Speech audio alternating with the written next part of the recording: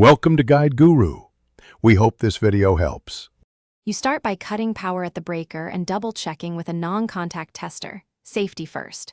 Once done, expose the cable and separate conductors so you can clearly identify line, hot, load, neutral, and ground. Make sure to strip 3/4 of insulation for solid contact. Prepare the single-pole switch and confirm terminals. Common is hot.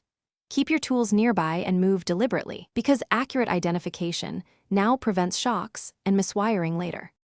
With power still off, attach the hot feed to the switch's common terminal and tighten firmly. A loose connection causes heat. Next, connect the load conductor to the other terminal so the switch will break the hot path. Twist and cap neutrals together in the box. You do not land neutral on a typical single-pole switch. Finally, fasten the ground to the green screw and bond metal boxes if present. This ensures proper fault clearing and safety. After wiring, carefully restore power and test the switch to confirm the light or load operates correctly. Cycle it a few times to be sure. Once satisfied, turn power off again, tuck wires neatly, secure the switch to the box, install the cover, and restore power.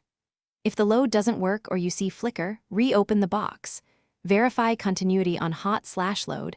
Ensure the correct conductor is on common and red item connections, because most problems stem from loose or swapped wires.